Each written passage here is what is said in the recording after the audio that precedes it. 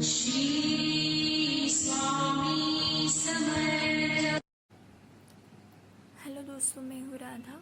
आज हम बात करेंगे कनकधारा स्तोत्र के बारे में।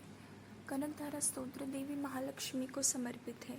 कनक मतलब सोना, कनकधारा मतलब सोने की वर्षा, ऐसे इसका अर्थ है।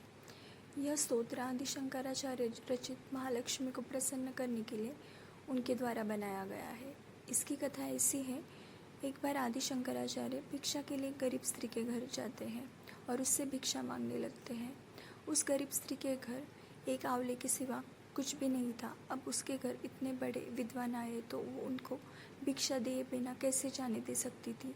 इसलिए उसके पास जो एक आंवला था, उन्होंने वो आंवला आदि शंकराचार्य को भिक्षा के स्वरूप में दिया। तो आदि शंकराचार्य को स्त्री पर दया आई और उस गरीब स्त्री की निस्वार्थ भक्ति से प्रसन्न होकर शंकराचार्य जी ने कनकधारा स्तोत्र का गान किया। तब साक्षात महालक्ष्मी ने प्रसन्न होकर सुवर्ण के आंवले की वर्षा की। इस प्रकार स्तोत्र से प्रकट होकर महालक्ष्मी जी ने प्रसन्न होकर सुवर्णों की आंवलों की वर्षा करके उसकी दरिद्रता दूर की। यह स्तोत्र दरिद्रता को दूर करने के लिए बहुत प्रभावशाली है। इसके नियमित पठन से सुख, समृद्धि, लक्ष्मी जी की कृपा प्राप्त होती है। जिनकी कुंडली में दरिद्र योगा है, अगर वो व्यक्ति पूरे मन से हर रोज़ या कम से कम शुक्रवार के दिन इसका पाठ करे तो दरिद्र योगा दूर होता है। इस स्तोत्र में देवी लक्ष्मी के सौंदर्य और करुणा का वर्णन है, जो भक्तों की पुकार तुरंत सुन के उनको आशीर्वाद देती है। आप इसका पठन विशेष रूप से अवश्य कर सकते हैं।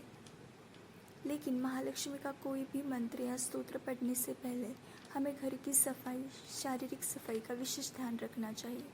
महालक्ष्मी को सुंदर और स्वच्छ घर बहुत प्रिय है और महालक्ष्मी को हमेशा भगवान विष्णु, गणपति और सरस्वती के साथ अवश्य पूजना चाहिए। महालक्ष्मी का एक नाम गजकामिनी भी है, जिसकी चाल हत्तीन की तरह है। वो अत्यंत सौंदर्यशाली स्त्री है, करुणाशाली है, भगवान विष्णु की अर्धांगिनी है।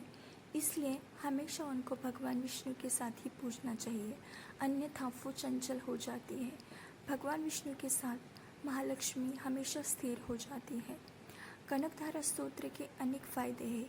इसमें से एक, अगर आपका पैसा कहीं रुका हुआ है, आपका पैसा वापस नहीं आ रहा है, तब भी आप इसका पाठ कर सकते हो। इसके पाठ से कर्ज से भी मुक्ति मिलती है, घर में सुख, शांति, समृद्धि आती है। यह न तो केवल भौतिक सुख देता है, बल्कि मानसिक शांति और सकारात्मक ऊर्जा भी प्रदान करता है।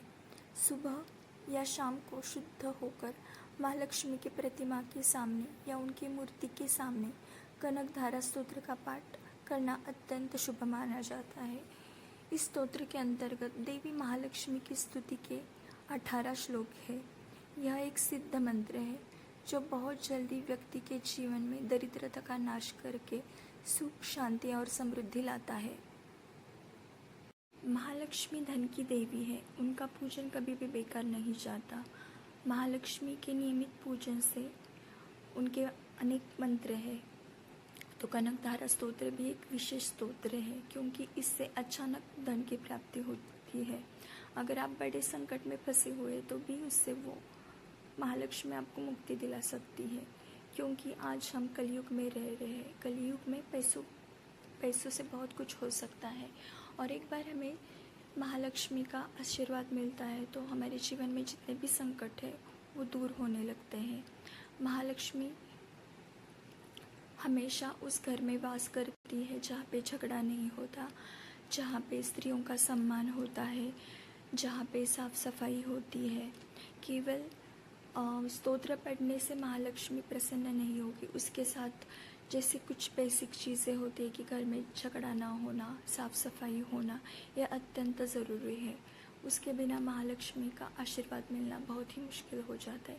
इसलिए हमेशा कनकधारा स्तोत्र हो या देवी लक्ष्मी का कोई भी स्तोत्र हो, स्त्री सूक्त हो या देवी का लक्ष्मी मंत्र हो, कोई भी मंत्रा करने से पहले हमें इस चीज़ों का अवश्य ध्यान रखना चाहिए, ताकि हमें महालक्ष्मी जी की कृपा प्राप्त हो सके। तो दोस्तों, मिलते हैं अगले वीडियो में।